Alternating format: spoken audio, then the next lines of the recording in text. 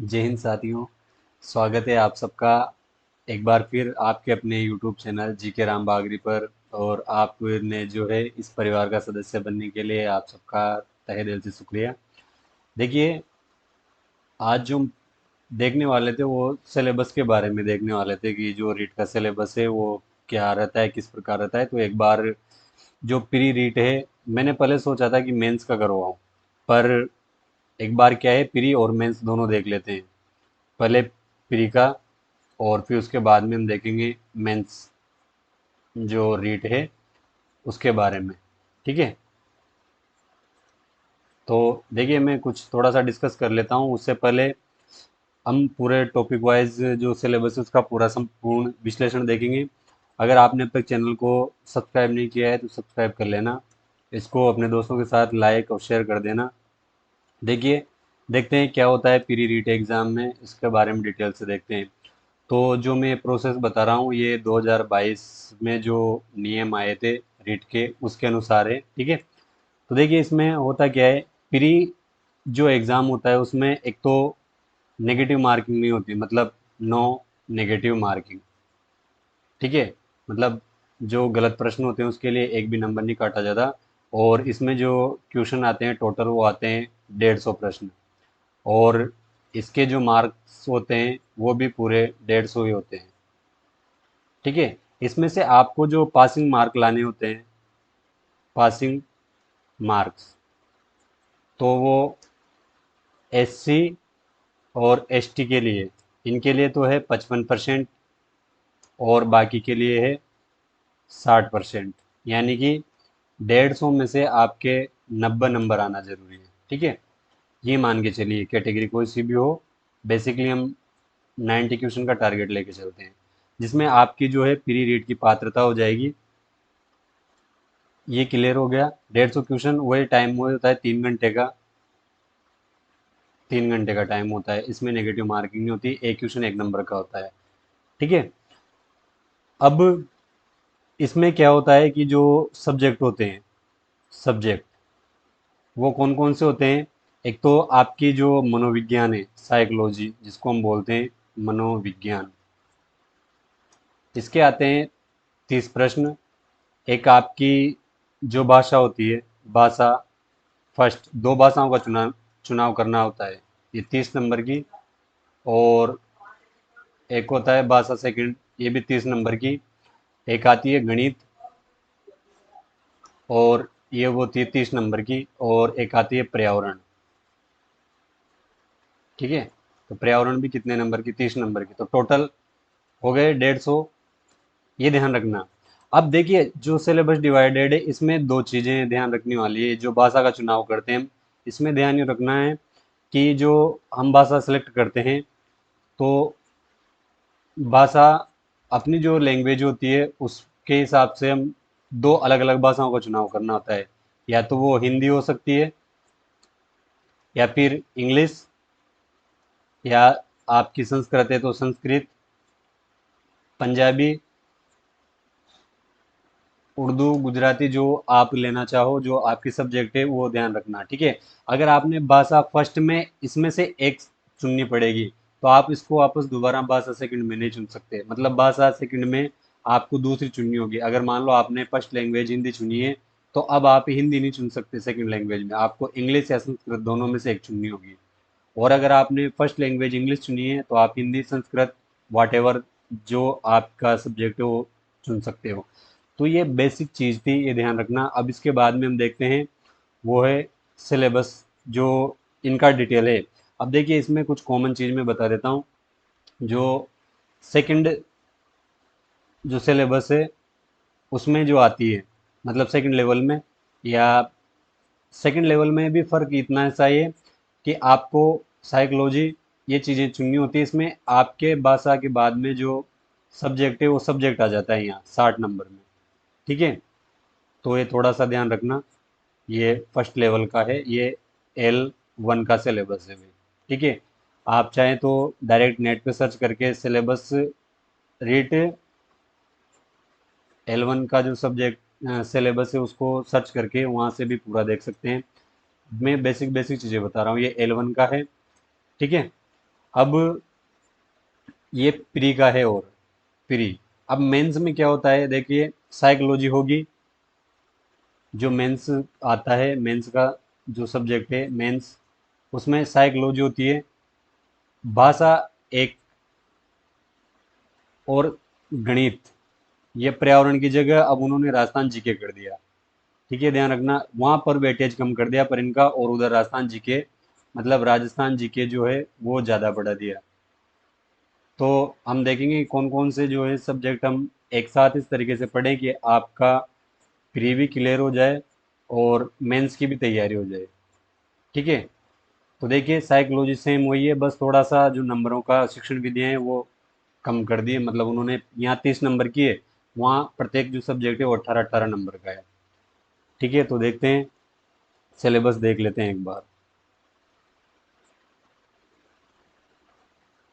देखिए, अब हम सिलेबस डिस्कस कर लेते हैं। तो इसमें ध्यान रखने वाली बात यह है कि जैसे भी ये डेट की जो पात्रता परीक्षा है, ये कौन सी है, पात्रता परीक्षा 2022 के अनुसार है। तो जो फर्स्ट है वो बाल विकास एवं शिक्षण विधियाँ यानी कि साइकोलॉजी। तो इसके कुल 30 प्रश्न और कुल अंक 30-30 नंबर हैं, देख लीजिए। तो इसमें सबसे पहले ये बाल विकास में वृद्धि एवं विकास की संकल्पना, विकास के जो आयाम सिद्धांत है वो, और विकास को प्रभावित करने वाले कारक, विशेष तौर पे विद्यालय के संदर्भ में और अधिगम से उनका संबंध। ये चीज़ ध्यान रखनी है, एक वंशानुक्रम और वातावरण की भूमिका। ठीक है, तो ये चीज़ है। इसके बाद में देखिए, व्यक्तिगत विभिन्नता, मतलब जो पर्सनैलिटी में इंडिविजुअलिटी होती है, हम कहते हैं कि हर एक बच्चा अपने लिए विशिष्ट बालक होता है, तो वो विभिन्नताएं, उसका अर्थ, प्रकार और इनको प्रभावित करने वाले कारक, ये देखने। फिर पर्सनैलिटी आती है, व्यक्तित्व, तो व्यक्तित्व की संकल्पना, उसके प्रकार और व्यक्तित्व को प्रभावित करने वाले कारक और मापन, ये टॉपिक है। बुद्धि, बुद्धि में संकल्पना, सिद्धांत, बुद्धि का मापन और बहुबुद्धि के सिद्धांत किस किसने दिए और इनका उपयोग क्या क्या है शिक्षा के क्षेत्र में, वो चीज़। फिर जो हम कहते हैं कि हमारे लिए हर एक बच्चा स्पेशल होता है, तो उसमें अलग अलग बच्चे, किसी में डिसेबिलिटी, मतलब जिसको हम CWSN, child with special need बोलते हैं हम उसको। तो वो चीज़, ये एक मतलब उन बच्चों को समझने के लिए एक अध्यापक में ये क्वालिटी होनी चाहिए कि हर एक बच्चे को क्लास के अनुसार किस प्रकार से वो सामंजस्य बिठाए कि हर एक बच्चे के साथ अधिगम जो है सुचारू रूप से चलता रहे। तो उसमें कुछ स्पेशल बच्चे होते हैं, पिछड़े, विमंदित, प्रतिभाशाली। देखिए ध्यान रखना, प्रतिभाशाली भी स्पेशल बच्चों में आते हैं। एक सृजनशील बालक, एक अलाभान्वित या वंचित, वो होते हैं। और विशेष आवश्यकता वाले, स्पेशल नीड वाले, और एक अधिगम अक्षमता, जिनमें कुछ मतलब जेनेटिक्स कह सकते हैं हम, जो कुछ बीमारियां होती है वो। एक चीज़ ध्यान रखनी है, अधिगम मतलब सीखने में कौन कौन सी कठिनाइयाँ आती है वो। फिर एक पार्ट है समायोजन, एडजस्टमेंट, तो उसकी संकल्पना, उसके तरीके, समायोजन के तरीकों में जो महत्वपूर्ण चीज़ है वो है अध्यापक की भूमिका। अगर आप जो रीट का एग्ज़ाम देने जा रहे हो, तो आपको ये चीज़ मान करके अपने दिमाग में बिठा लेनी है कि अगर मैं अध्यापक हूँ, तो आपको जो है जितने भी प्रश्न पूछे जाएं वो एक अध्यापक के नज़रिए से, और वो भी सकारात्मक नज़रिया, तो उस आधार पे जो है आपको जवाब देना होता है। फिर अधिगम, बच्चे सीखते कैसे हैं, उसका अर्थ, उसकी संकल्पना, उसको प्रभावित करने वाले कारक, अधिगम के सिद्धांत और उनके उपयोग। बच्चे सीखते कैसे हैं, अधिगम की प्रक्रिया, चिंतन, कल्पना, तर्क, और एक ये मोटिवेशन, अधिगम में कैसे इंपॉर्टेंट है ये चीज़, ये साइकोलॉजी होगी। ठीक है, इसमें और भी कुछ चीज़ें हैं, जैसे कि ये सारा का सारा सिलेबस इसका साइकोलॉजी का वो रीट मेंस में भी है, सेम चीज़ें हैं। वहाँ देखिए ये अधिगम की जो प्रक्रियाएं हैं, और एक ये NCF 2005, मतलब नेशनल करिकुलम फ्रेमवर्क जो 2005 है, वो वहाँ पे राजस्थान का जो जीके है उसके साथ अटैच कर रखा है। ठीक है, उसके बाद में आपका जो आकलन, मापन, मूल्यांकन होता है, जिसको हम CC के नाम से जानते हैं, कंटिन्यूअस कंप्रेहेंसिव इवेल्युएशन। तो कि भाई बच्चा किस प्रकार से सीख रहा है, किस प्रकार से नहीं, वो सारी चीज़ें होती है। तो ये देख लेते हैं उद्देश्य इसका, और उपलब्धि परीक्षण, बच्चे ने कितना सीखा, उसकी जांच। सीखने के प्रतिफल, बच्चे ने जो सीखा है उसका हमें वापस रिटर्न कितना मिल रहा है, मतलब जो हम सिखा रहे हैं वो काम आ रहा है कि नहीं आ रहा, वो अपने जीवन में यूज कर रहा है कि नहीं कर रहा, वो एक क्रियात्मक अनुसंधान होता है। ठीक है। और RTE 2009, अभी वैसे NP जो शिक्षा नीति है नई वो भी लागू कर दी गई है, लेकिन फिर भी ध्यान रखना RTE ये स्पेशल है। ये वहाँ पे RTE रीट जो मेंस एग्जाम है उसमें एक अलग से, मतलब साइकोलॉजी का टॉपिक है वैसे ये, और एक NCF, ये दोनों राजस्थान जीके के साथ अटैच कर रखी है उन्होंने। तो ये साइकोलॉजी हो गई। अब साइकोलॉजी के बाद में चलते हैं हम, ये इंग्लिश में दे रखा है सिलेबस। अब देखिए, ये जो सेकंड खंड आएगा उसमें आपको खंड का मतलब भाषा फर्स्ट का चुनाव करना है। अब या तो मैंने जैसे भी बताया था वो हिंदी हो सकती है, इंग्लिश, संस्कृत, उर्दू, जो भी आपकी है, सेम 30 प्रश्न आएंगे। तो देखिए इसमें क्या क्या होता है। ये हिंदी, तो अपठित गद्यांश में क्या क्या वो आप देख लीजिए, पर्यायवाची, विलोम शब्द, वाक्यांश के लिए एक शब्द, शब्दार्थ, शब्द शुद्धि, उपसर्ग, प्रत्यय, संधि, समास, संज्ञा, सर्वनाम, विशेषण और अव्यय, ये ध्यान रखना। इसके बाद में जो रेखांकित शब्द दिए होते हैं उनमें वचन, काल, लिंग ज्ञात करना और ये आपस में चेंज करना। ठीक है। वाक्य रचना, उसके वाक्य के अंग, वाक्य के प्रकार कौन से हैं, पदबंध, और एक मुहावरे और लोकोक्तियां, एक विराम चिन्ह दिया हुआ है, एक भाषा शिक्षण। देखिए ये जो हम पढ़ते हैं शिक्षण विधियां, उसमें हर एक जो भाषा होती है उसकी शिक्षण विधियां, उसके उपागम, और आप उसमें कैसे महारत, मतलब दक्षता हासिल कर सकते हैं, वो चीज़ इसमें आ जाएगी। भाषाई कौशल, जो सुनना, बोलना, पढ़ना, लिखना होता है, गुण का विकास किस प्रकार होता है बच्चे में, आपकी अध्यापक की इम्पोर्टेंस क्या है, वो चीज़, आप जो पढ़ा रहे हो भाषा उसमें क्या क्या चुनौतियां हैं, वो शिक्षण अधिगम सामग्री क्या है, पाठ्य पुस्तक को हम किस प्रकार से यूज ले सकते हैं, और जो विभिन्न मीडियम है, मतलब अभी तो बहुत सारी चीज़ें आ गई, ऑनलाइन का ज़माना है, तो टेक्नोलॉजी और ये शिक्षण में किस प्रकार सहायक हो सकती है वो चीज़, एक वो वापस मूल्यांकन, उपलब्धि परीक्षण, और ये सतत मूल्यांकन उपचारात्मक। देखिए उपचारात्मक शिक्षण होता है कि बच्चे की कमियों को पता लगाना और फिर उनको दूर करना, वो निदान होता है। ठीक है। निदान पहले पता लगाना फिर उसका उपचार करना, तो ये चीज़ें होती है इसमें। तो कठिनाई का स्तर जो है कक्षा 10वीं तक रहेगा। तो ये फर्स्ट लैंग्वेज हो गई। अब अगर आपने फर्स्ट लैंग्वेज हिंदी चुनी है तो ये, और इंग्लिश चुनी है तो इंग्लिश में synonyms, antonyms, spelling, word formation, one word substitution, मतलब वही वाक्यांश के लिए एक शब्द वो होता है। फिर जो अनसीन से पैसेज आता है उसमें part of speech, tense, determiners, degree, जो हम तुलना करते हैं वो चीज़। एक क्वेश्चन फ्रेमिंग होती है, क्वेश्चन बनाना WH वर्ड से, active voice, passive voice, narration, direct indirect है वो। और जो फनेटिक होते हैं, मतलब जो इंग्लिश होती है उसमें जो लैंग्वेज की साउंड निकलती है वो किस प्रकार से होती है उसकी जानकारी आपको होनी चाहिए। ये स्पेशल टॉपिक है, इसको ध्यान रखना। फिर वो शिक्षण विधियों में आ जाएंगे, principle of teaching English language कैसे पढ़ानी है वो चीज़, इसके मेथड क्या है, अप्रोच क्या है, कौन कौन सी हैं जो हम इंग्लिश लैंग्वेज को पढ़ाने में यूज कर सकते हैं। फिर वही स्किल्स, आपके जो भाषा शिक्षण की स्किल है उसको किस प्रकार से विकसित कर सकते हैं, development, TLM, teaching learning material, text book और मल्टीमीडिया मटेरियल और अदर रिसोर्स। देखिए मतलब ल- जो TLM होती है, टीचिंग लर्निंग मटेरियल, ऐसी सामग्री होती है जो बच्चों को सीखने में मदद करती है और अध्यापक को सिखाने में मदद करती है।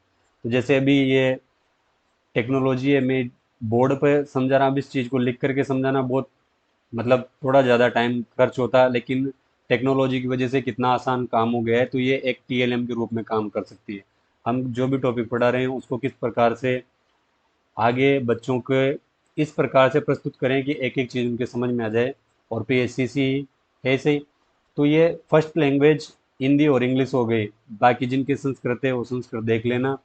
ये जो PDF है ये मैं आपको उपलब्ध करवा दूंगा, आप GK राम बागरी ऐप है उसको डाउनलोड कर लेना, वहाँ आपको सारा सिलेबस मिल जाएगा। ठीक है। Free of cost. ये जिनके उर्दू है वो उर्दू ले सकते हैं। फिर जो इसमें सिंधी, सिंधी भाषा भी आती है और पंजाबी भी आती है, तो ये अपने अपने हिसाब से आप देख लेना जो चीज़ है वो। अब देखिए ये फिर वापस दूसरी चीज आ गई, जो थर्ड खंड आएगा मतलब तीसरा पार्ट। अब तक फर्स्ट पार्ट हुआ था, देखिए मैं थोड़ा सा और समझा देता हूँ कि जो पेपर है वो 5 पार्टों में होगा। कितने में? 5 पार्ट्स में। तो फर्स्ट पार्ट में तो आएगी आपकी मनोविज्ञान, ठीक है। सेकंड पार्ट में आएगी आपके जो भाषा फर्स्ट है वो कौन सी आएगी? भाषा एक। जो तीसरा पार्ट आएगा उसमें आएगी भाषा सेकंड, ठीक है। और चौथे पार्ट में आएगी आपके गणित, और पांचवें पार्ट में आएगा पर्यावरण, ठीक है, ये ध्यान रखना। तो अभी हम बात कर रहे हैं वो किसकी? थर्ड नंबर का जो पार्ट है अपना उसकी बात कर रहे हैं।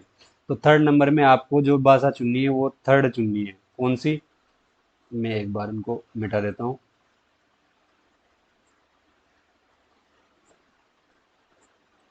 तो देखिए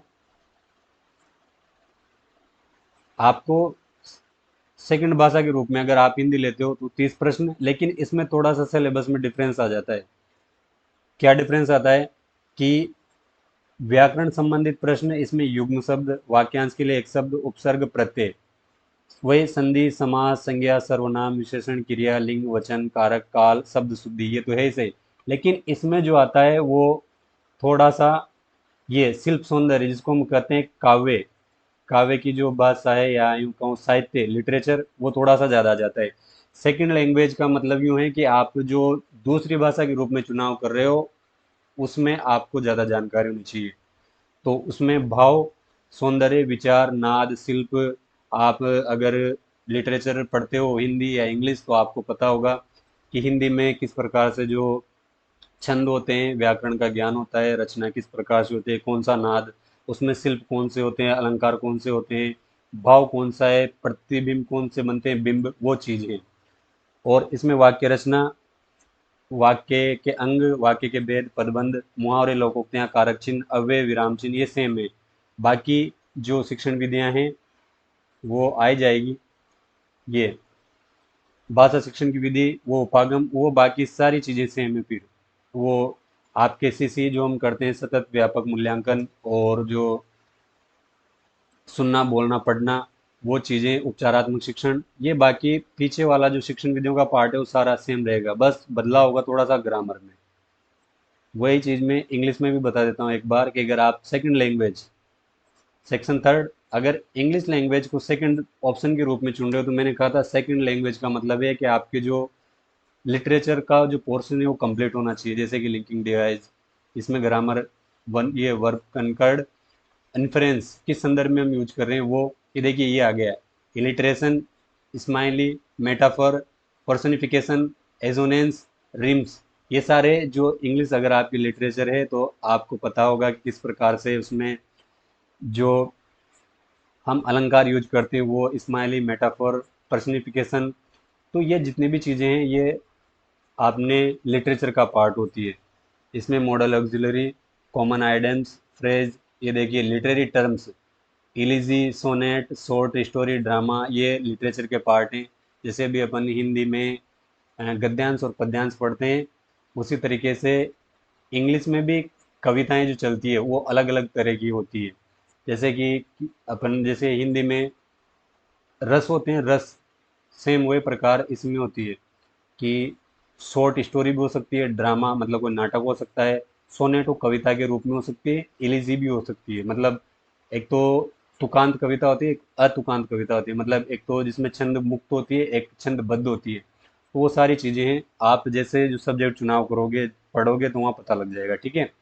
तो बेसिक नॉलेज वही, साउंड एंड सिंबल्स, मैंने कहा था फनेटिक्स, इंग्लिश में जो बोलते हैं हम उसकी साउंड किस प्रकार से निकलती है वो चीज़। बाकी जो टीएल मतलब आगे टीचिंग मेथड है वो सारा सेम है। इसमें एक चीज़ और ध्यान रखना, इवेल्यूशन एक रिमेडियल टीचिंग जिसको हम उपचारात्मक शिक्षण बोलते हैं वो है। अब ये फर्स्ट लैंग्वेज सेकंड लैंग्वेज की बात हो गई, मैंने बता दिया। अब हम जो आगे देखते हैं गणित का पार्ट देख लेते हैं कि अपने जो चौथे नंबर पे आएगी वो क्या आएगी? गणित, मतलब खंड 4 होगा। और इसमें क्या होगी? गणित, 30 प्रश्न आएंगे, तो कुल 30 अंक, वही 1 करोड़ तक की पूर्ण संख्याएं, स्थानीय मान, तुलना, गणित की मूल संक्रियाएं, जोड़, गुणा, भाग, और ये ध्यान रखना भारतीय मुद्रा, ये स्पेशल चीज दी हुई है भाई। जो प्री की तैयारी कर रहे हैं वो इसको तो ध्यान रख ही लेना, क्योंकि अभी जो पहले नोटबंदी हुई, फिर अभी जो नए नोट चल रहे हैं, तो उसमें कौन से चित्र कहाँ हैं, किस पे, कौन सी मुद्रा पे भारत की किस जो ऐतिहासिक स्थल हैं जिसको वर्ल्ड हेरिटेज साइट में सम्मिलित किया गया है, तो उसका चित्र होता है। वो रुपया कौन बनाते हैं, 1 रुपए का नोट कौन छापता है, भारतीय मुद्रा, उसके बारे में कंप्लीट डिटेल है, आरबीआई के गवर्नर वगैरह सारी चीजें। भिन्न के उदाहरण, तो भिन्न में उचित भिन्न, समानार भिन्नों की तुलना, मिश्र भिन्न, असमान, उचित, अनुचित भिन्न बोलते हैं हम। तो वो चीज़ है भिन्नों का जोड़, बाकी मतलब 10वीं 8वीं 10वीं तक का लेवल होता है। अभाज्य संयुक्त संख्याएं, आपके अभाज्य गुणनखंड, एलसीएम एचसीएफ पे।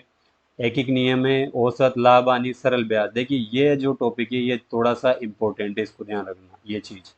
एक नियम, औसत, लाभ, हानि, सरल ब्याज, ये थोड़ा डिफिकल्ट पड़ता है, तो इसमें प्रैक्टिस की जरूरत होती है। बाकी आप गणित अगर पढ़ोगे तो सब समझ में आएगा, इसे बस गणित प्रैक्टिस मांगती है।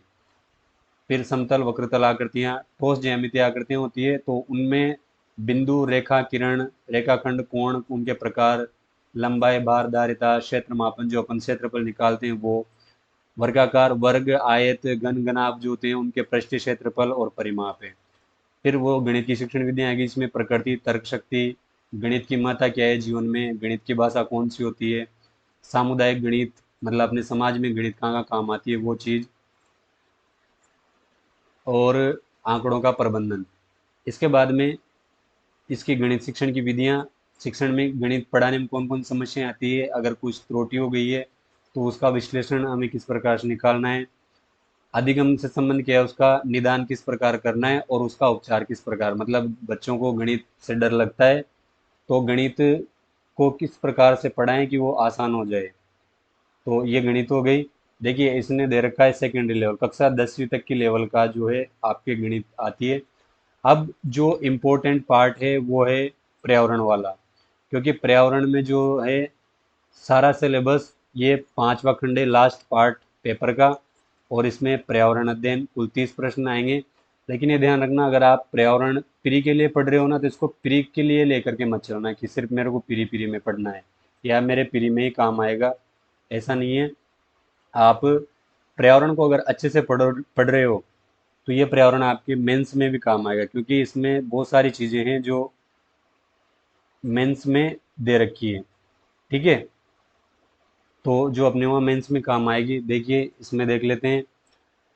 एक तो परिवार का आपसी संबंध, एकल संयुक्त परिवार, जो हम पढ़ते हैं, सामाजिक बुराइयां, बाल विवाह, दहेज प्रथा, बाल श्रम, चोरी, नशाखोरी, धूम्रपान, इनके व्यक्तिगत मतलब व्यक्ति पे क्या दुष्प्रभाव पड़ते हैं, समाज पर क्या प्रभाव पड़ते हैं, और आर्थिक रूप से क्या क्या समस्याएं होती है, वो सारी चीज़ें इसमें डिस्कस होती है। ठीक है, देखिए और देख लेते हैं।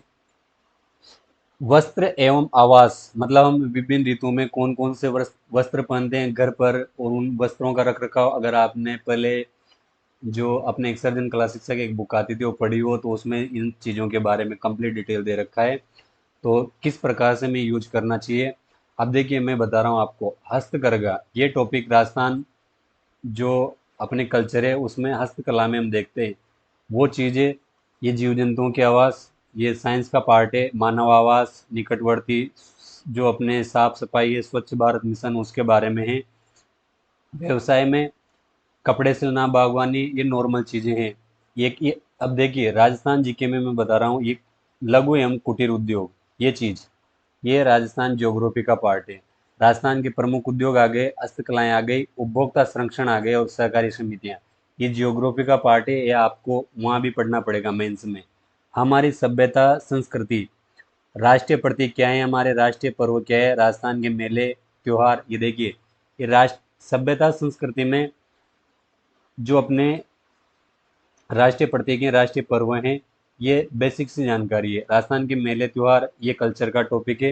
राजस्थान की वेशभूषा, आभूषण, देखिए ये हमें वहाँ भी पढ़ना पड़ेगा, राजस्थान का खान पान, राजस्थान की वास्तुकला, राजस्थान के पर्यटन स्थल, राजस्थान की प्रमुख विभूतियाँ, राजस्थान के गौरव, राजस्थान की विरासत में दुर्ग, महल, स्मारक, राजस्थान की चित्रकला, राजस्थान के लोक देवता।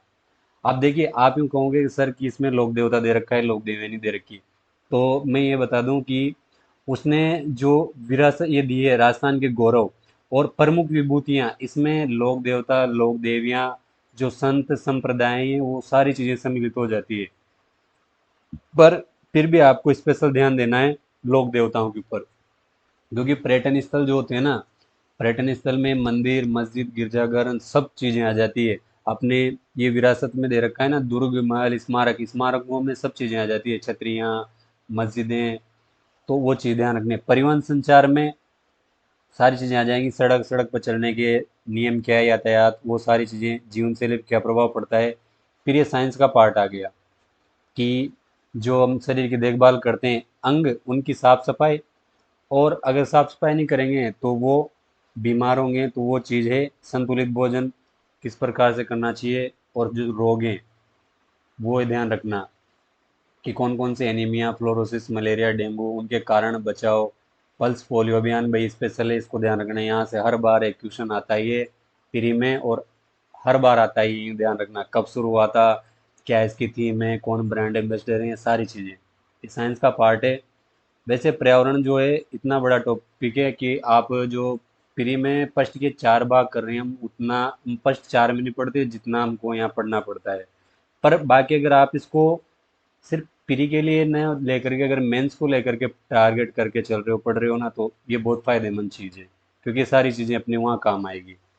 अभी हम जो मेंस का सिलेबस उसको भी डिस्कस करेंगे अगले वीडियो में, ये फिर ज़्यादा थोड़ा बड़ा हो जाएगा। तो देखिए, इसमें राज्य पुष्प, वृक्ष, राज्य पक्षी, पशु संरक्षित वन क्षेत्र, ये आगे राष्ट्रीय उद्यान, वन्य जीव अभ्यारण्य, बाघ संरक्षित क्षेत्र, विश्व धरोहर, ये सारी चीज़ें आगे, जंतुओं की जातियाँ, उनका संरक्षण और कृषि पद्धतियाँ, जल, जल में सारी चीज़ें आ जाएंगी। नम्बू में जो वेटलैंड है वो, मरुस्थल की मूलभूत जानकारी, तो राजस्थान का मरुस्थल आ गया।